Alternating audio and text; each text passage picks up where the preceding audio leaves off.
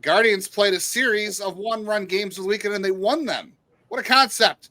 If they want to stay in the playoff race, their most important players, including their pitchers, are going to have to show up the rest of the way they did in Tampa Bay. Tanner Bibee of the Guardians, and you're listening to Locked On Guardians. You are Locked On Guardians, your daily podcast on the Cleveland Guardians.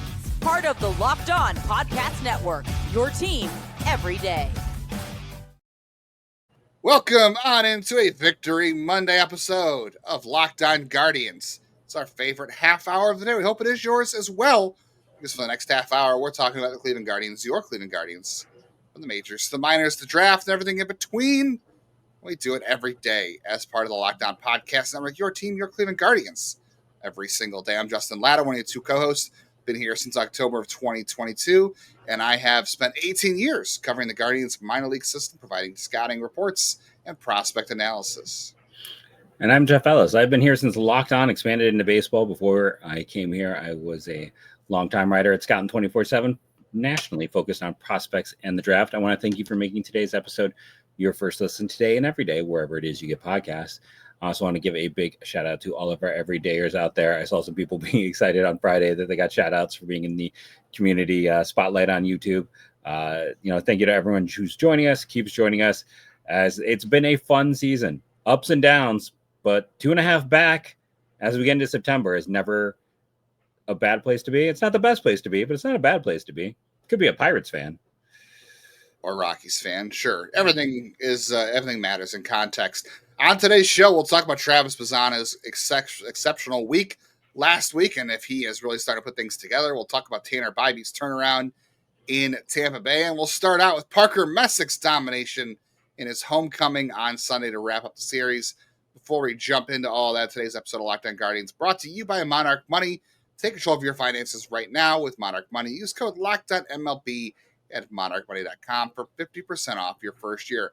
Also want to get a shout out to Josh and Max. So I talked to the captain's game Friday night, came up, had a nice conversation with them. I know they're listeners of this podcast, they're everydayers, and I know they also listen to Guardians of the Future. So some diehard Guardians and prospect fans, and the captain's clinched a playoff spot. So I'll be out there on Tuesday night as well, covering that playoff game. So it'll be very, very interesting. Back-to-back playoff years for the Lake County Captains.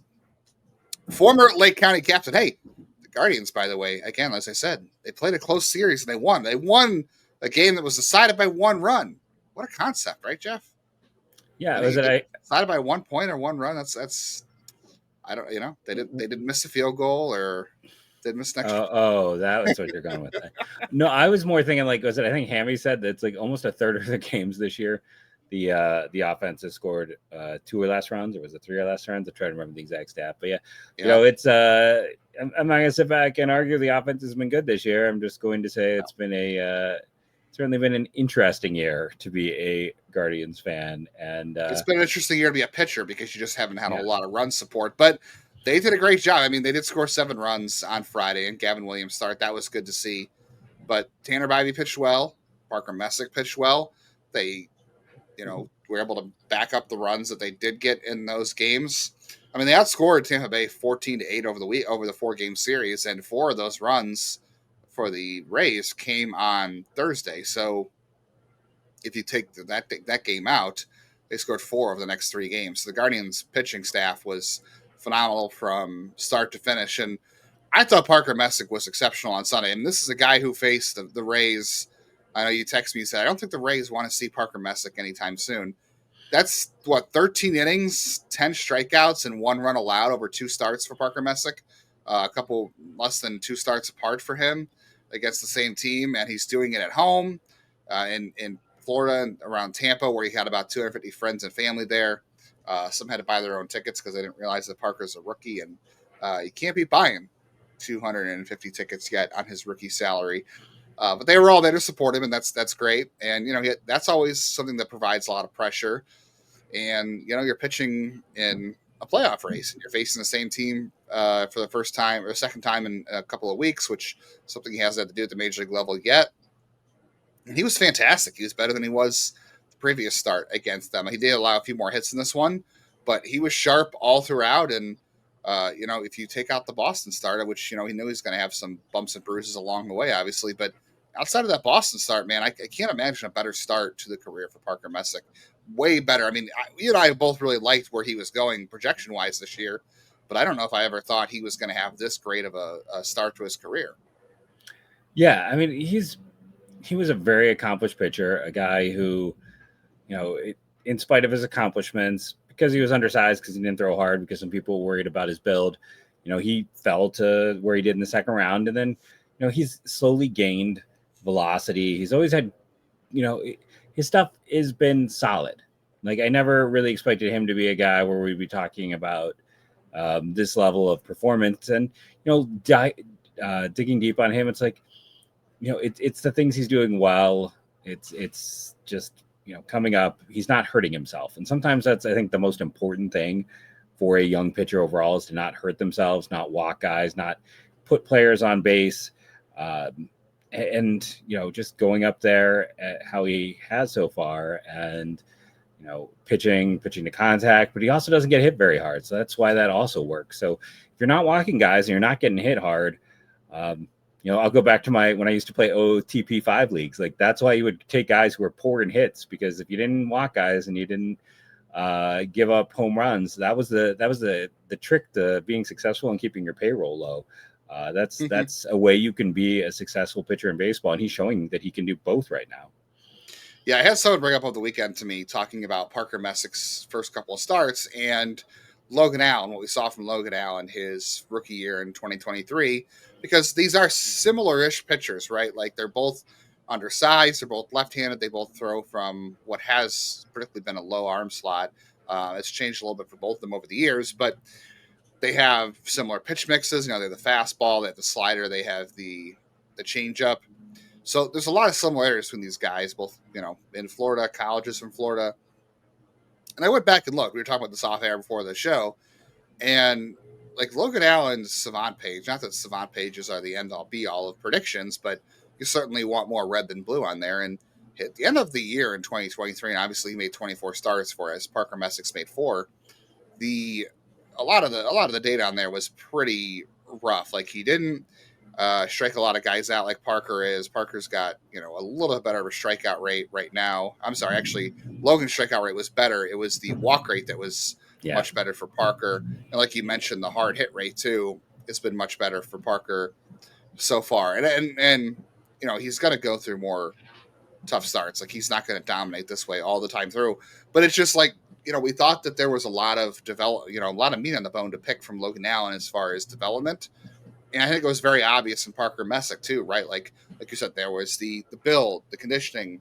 They got him more upright as a pitcher. He was sinking a lot into his lower half from the way outside. He is standing up a little bit more.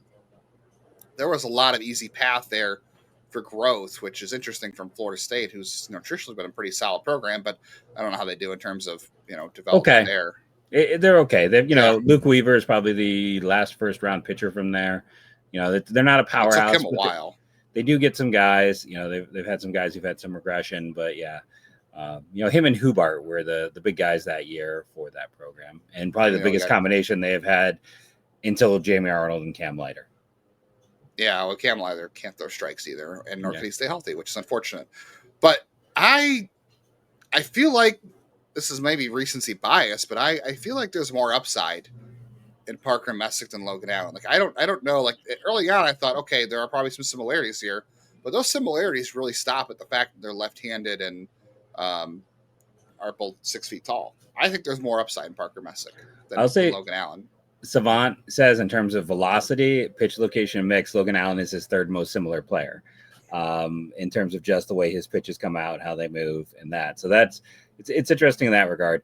I think when they were both at this stage, I would have still said Logan Allen because, Logan Allen was this great athlete. But the thing with Logan Allen is I think it's a little bit disappointing that he hasn't added more.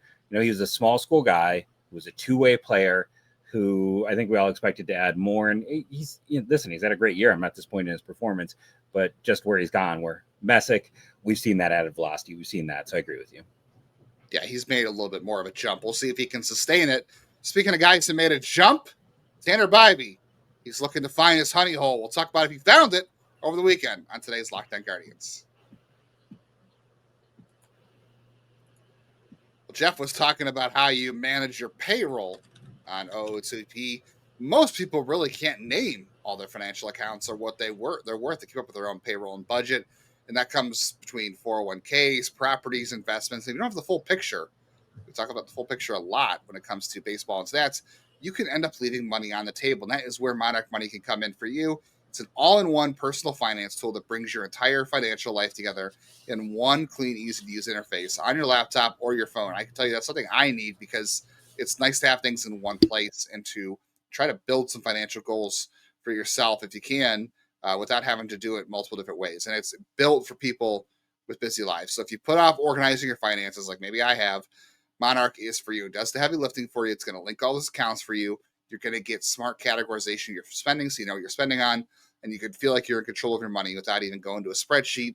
And again, not going to multiple places to find that. So don't let financial opportunity slip through the cracks. Use code LOCKEDONLB at monarchmoney.com in your browser for half off your first year. That's 50% off your first year at monarchmoney.com with code LOCKEDONMLB. Appreciate y'all being here with us today on Locked On Guardians, as always, and being part of your daily routine. We do love that, and we can become more part of your daily routine if you're auto-downloading on audio, so it's right there in your feeds when you open your podcast apps in the morning or any time of day. And if you hit the bell on YouTube, you get the episode notification. You get notifications for all of our post-game reaction videos, any news that happens, bonus content, MLB Squad Show, all that good stuff. And if you'd like to leave a review on iTunes or Apple Podcasts, whatever they're calling it these days, that's out there for you too. It's been a few weeks since we got one of those, so if you're into that, check that out over there. All right, Tanner Bibee, he talked a lot about last week with Fangraphs about finding his honey hole. Jeff, do you know what a honey hole is? I mean, in my mind, I pictured him as saying that he was struggling to find the honey hole. I was picturing it in a I don't know. It's just interesting how much it came up and how often it came up. 6 times in that article. 1 was the headline, so 5 times after the article. But he used it enough that they use it as a headline. Honey hole is not the thing that Pooh Bear is looking for. Honey hole is described as a place or situation that consistently yields a valued resource, commodity, or profit. So, yes, he is looking for the honey hole, the valued resource and commodity that's going to help him the most in terms of his arm angle. Jeff, you and I have talked this year about Tanner Bibee about all the mechanical changes he's trying to make throughout the year. We knew that he lowered his arm angle from 2023 to 2024, and again in 2025 is a little bit higher because of some shoulder issues. So that had to be done just for health purposes, and now that has changed the shape of his fastball because that's a huge change for any pitch. But he also talked about in that article on Fangraphs about his arm angle changed, but his center of gravity, his center of mass also changed too. So that's a piece he's been trying to work on too, is the center of mass and where the body is when he is throwing the ball. So mechanical changes in the season. I'm sure we've talked about this before. I'm sure one of our everydayers can point it out, but mechanical changes in season are, I'm not saying they're a no-no in terms of doing them, but it's not something you really go through in a big way throughout the season. So it's not really a shock that he has kind of struggled with that because those are, it's all about, muscle memory and repetition.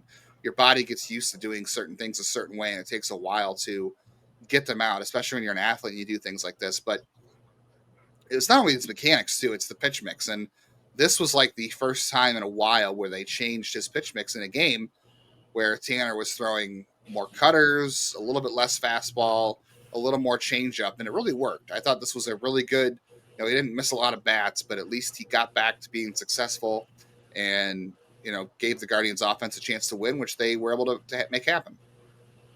Yeah, we've spent how much time talking about this year about the four seam, and the home run he gave up was off the four seam. Like that is a pitch that the other team just sees well and they can hit hard. And it's been not as productive. We've also talked about how the sinker has maybe been a little bit overused. So it's nice to see better sequencing. And I guess, it's not a surprise with better sequencing, there were better results. You mentioned the cutter was the most used pitch. The sinker was the 5th most used pitch. I want to say maybe it was 4. It was his least used. I believe he threw 5 pitches. I believe that was the 5th. So it was a better use of his pitches. It was better way to see him go out and throw. And it was one more cutter than 4-seam. But over the course of the year, we have seen the 4-seam be the dominant pitch, even though it is clearly his worst offering.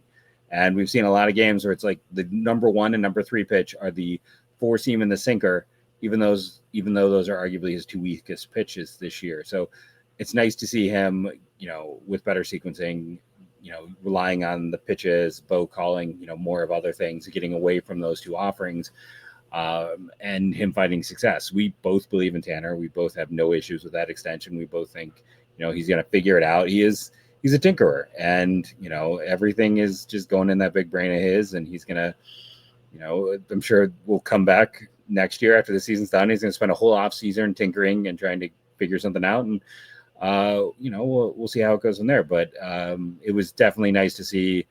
It was the first time in the little 3 stars thing that I give that Tanner had one in a very long time. He was stuck at 11. And for a long time, he led this team. Like, I think people forget, like, the start of the year, it wasn't as bad, but the middle of the year is where he really kind of struggled and hit a wall. But yeah, it was nice to finally be able to say he was one of the 3 stars of the game. And then that 5th inning too, things kind of got dicey for him in the 5th inning. He allowed the home run in the 6th inning to, or was it the 6th inning? Was the 5th inning was the home run, or was it the 6th inning where things got weird? There was some. I've got the wrong game open. I've got the Messick start open. I got to go back one day and see. Yeah, either way, one of those innings he gave a home run, obviously, but the other inning there was some dicey defensive plays, and those are innings this season that Tanner Bibee unfortunately has melted down into. Yes. Like, those are innings that have caused him to kind of go into a tailspin he can't usually get out of. So he got through. The 5th inning was the home run to Josh Lowe. The 6th inning, there was a double, there was a sac bunt, there was a fielder's choice. It was a lot of weird stuff that happened in that inning. I think Valera maybe could have fielded that ball in right field better, if I'm not mistaken, if that's what happened. And they overturned an error on Arias that went to a hit or a fielder's choice and went on Tanner's line at the end of things. But he rebounded. Like, he didn't show any frustration. He kept things together, and he was able to use that to get through the start. So I'll take that as growth too, because ultimately, if the Guardians are going to stick around in this race, if they're going to, keep it within arm's length of 2.5 out, like, this is a big series coming up against the Royals. And then after that, they have to face the White Sox, which is going to be a must-win series for them because they have the Troy after that. They're going to have to pitch well because, like, everything's must win from here on out, pretty much, right? It is. Yeah, they have to pretty much win every series. Not sweep, but they have 4 at the Royals. You got to win 3 out of 4 there. The White Sox, there's 3. You might have to sweep that. The Tigers, I don't think you're going to sweep that, but you're probably going to have to win 2 or 3. They have 4 of the Twins. They're terrible. That's good timing.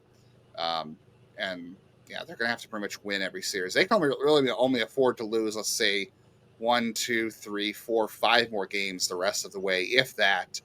And then they're going to have to do with pitching, because we haven't even spent a second of this show, Jeff, talking about the offense, because they scored 7 runs on Friday night, which is great.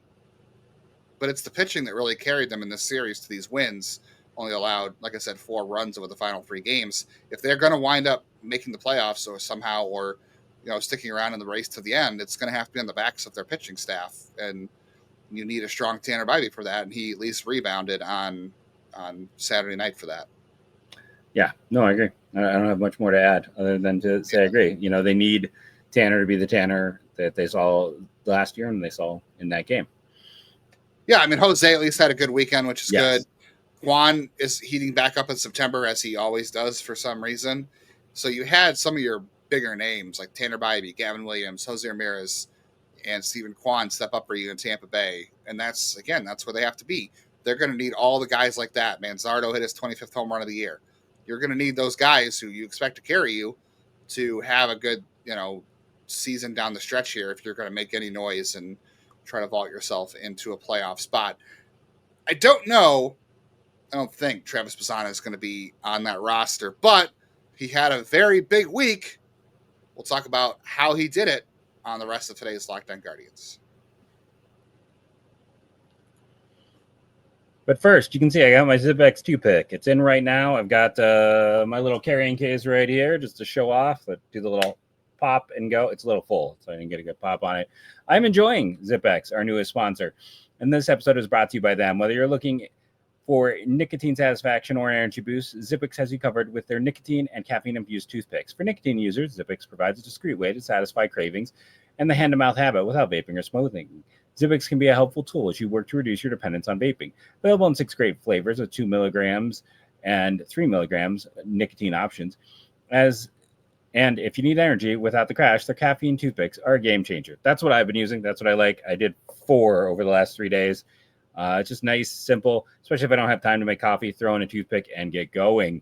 So go to zipixtoothpicks.com, use the code LOCKEDON for 10% off your first order. Must be 21 or older to order. Warning, nicotine is an addictive chemical. That's zipixtoothpicks.com, promo code LOCKEDON. Zip more, smoke less with Zippix toothpicks.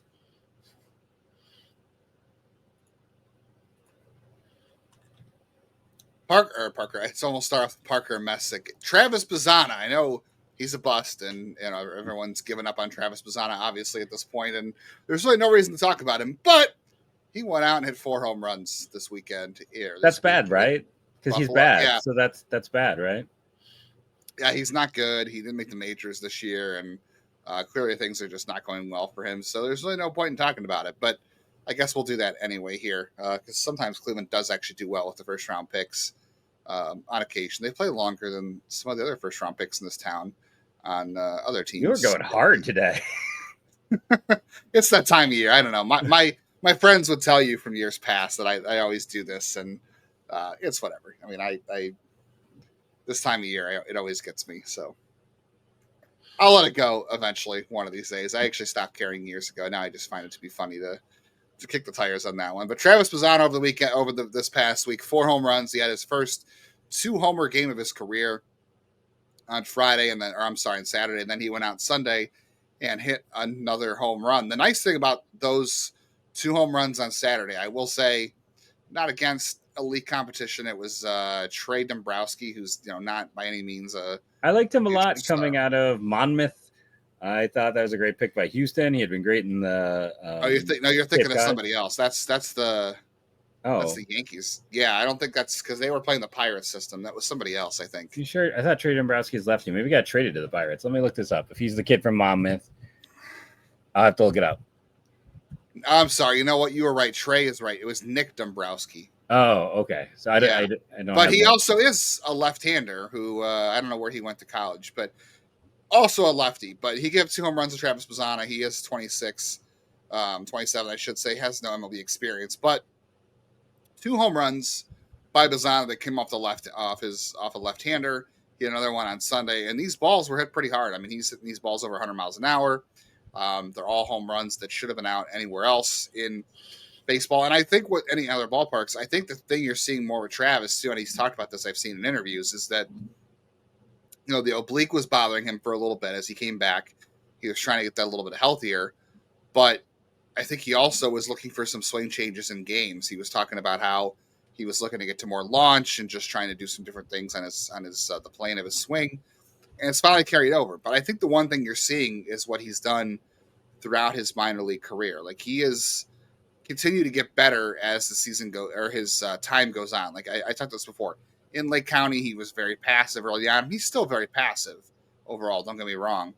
But as he kind of tracked pitches more and he kind of got comfortable with the hitter's batter's eye and the backgrounds and all that kind of stuff, things he was seeing, he started to be a little bit more, I don't want to say aggressive, but a little more decisive in his swings. And I think that's what he showed this weekend too. The 4 home run binge he went on this week, I think he was a lot more decisive. He went out I know the 1 home run he hit was the first pitch of an at bat. That's something that Travis Bazzana doesn't do a whole lot of. He averages over 4 pitches in at bat in the minors, so he doesn't swing at the first pitch a lot.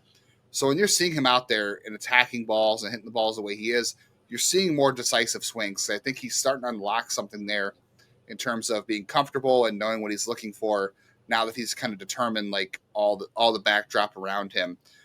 Last 28 days, 917 OPS. Last 90 days, 850 OPS. He has got Great numbers against younger pitchers. Not great against older. The majority of the pitchers he's faced have been older, I will say.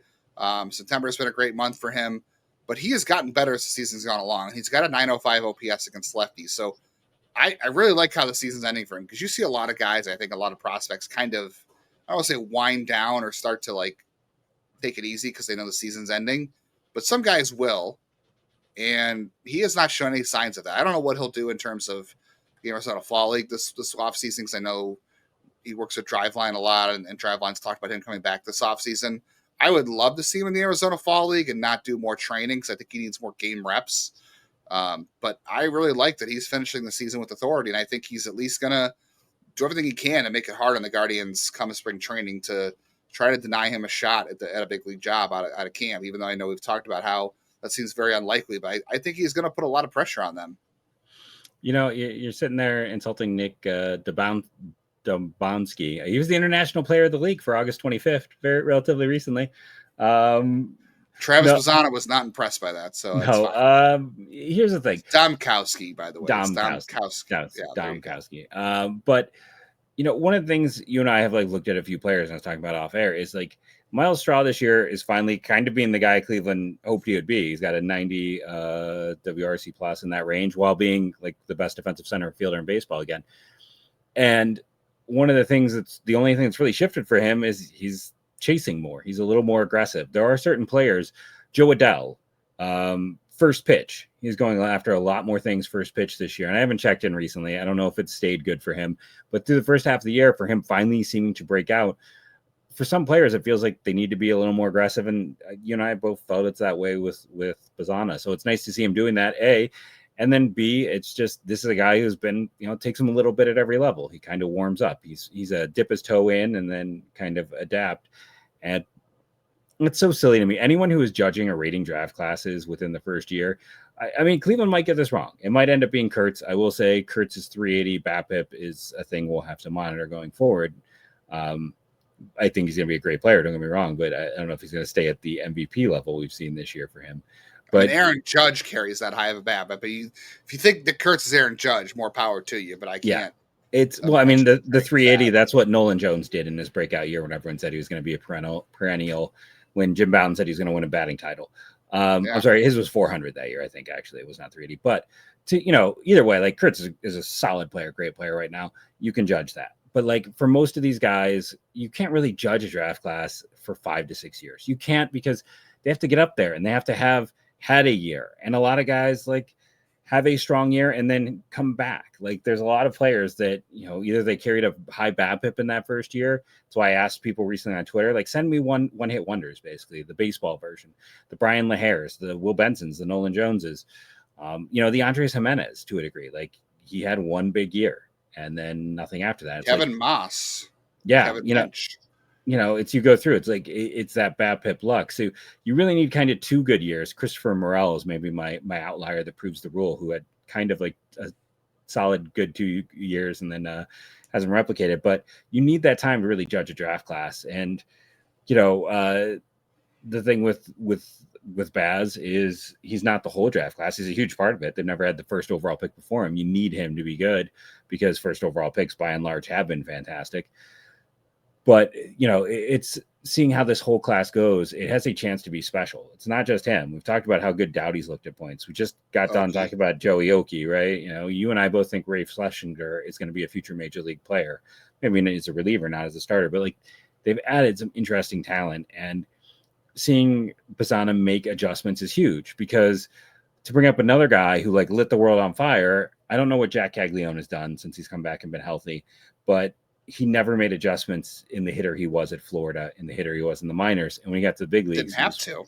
Yeah, he didn't have to. Exactly. So there were no adjustments ever made. And he got to the big leagues, kind of got exposed. Like maybe he's doing better now, but I have always been kind of not as high on that profile, because that's just a profile I don't typically believe in. It's the same reason I'm lower on Noel than many. And I like to see a guy who's makes adjustments after struggling. I like to see a guy who maybe figures out how to make things work, because you're always going to have to make adjustments in baseball. No one doesn't have to make adjustments. And there's a lot of guys who never make an adjustment until they get to the big league level, and then they can't. And to me, it's not negative. We'll have to wait and see. And I'm very curious to see how he continues to perform. I still am a believer. I wouldn't go back and change the pick. I don't have enough data to go back and change the pick right now. No. You were the king of the, I think you were in the Kurtz family, Christmas picture. I got a Christmas card for them. Yeah, I did Yeah. get a Christmas card from the dad. Yeah, I do love Nick, but yeah. Yeah, and again, I think he's probably going to be a perennial all-star. Like, I think he's a great player. I don't want anyone to think anything otherwise. But yeah, I think, it's like that is an exciting draft class, and a lot of it starts with Bazzana, and then you just go down. And you're like, oh, this could this, can anything challenge 87 or 88? It's hard because 87 or 88, 2011. Well, 87 or 88, the problem is you had Tomey, Curtis Lukanczyk, and Brian Giles. And Mark Pearson. Cleveland's draft. Yeah, Cleveland's class. I thought you meant as a whole. Oh, no. Like baseball. I just meant like the greatest draft classes of all time. And it's like, it's going to take a lot to get there because he had a Hall of Famer. He accumulates a lot of WAR. But yeah, we haven't seen it yet. It could end up being one of their worst. Who knows? Maybe guys that get hurt and things don't work. But I just think it's nice to see a player making adjustments. And that's what he does. He always makes adjustments. He's always the hardworking, smart kid who is finding new ways to be successful. Yeah, I know. I mean, work ethic is a big deal of why they took him. They knew exactly he was going to be able to attack any weaknesses he had, and that's the big part of taking number one overall players. It's not just a talent, but it's taking a guy that is going to work the hardest to get the most out of his talent. So Bazzana had both. And I will say, in the minors, sliders and changeups are eating him alive right now. He's hitting everything else, so that'll be an adjustment I'll have to make. And you've seen kind of like the expected stats kind of move up for him the last couple of days, too. It's going to be a small sample because of playing in Columbus and having a short amount of time there. But things are turning in the right direction for Travis. And I think he'll want to keep that momentum going into the offseason. And who knows? Maybe he will play in the Arizona Fall League because of the time missed. He certainly could use the reps against live pitching, I think, and also at defense, honestly, too. That's going to be the biggest thing. I will say this. Well, this is a topic for a future show, but defensively, I might be changing my opinion on some things. So we'll talk about that another time. Tomorrow, however, we'll talk about Guardians-Royals Game 1, and Jeff also has some interesting financial data about the Guardians that we could talk about and how things could be very open for the Guardians heading into 2026 in terms of their roster. Thank you all for joining us. Remember to rate and review, download daily. It helps. To our haters, we actually do like each other. I hate to break it to you out there. We are friends and spend a lot of time talking. So thank you for joining us, enjoying our friendship, and go Guardians, go.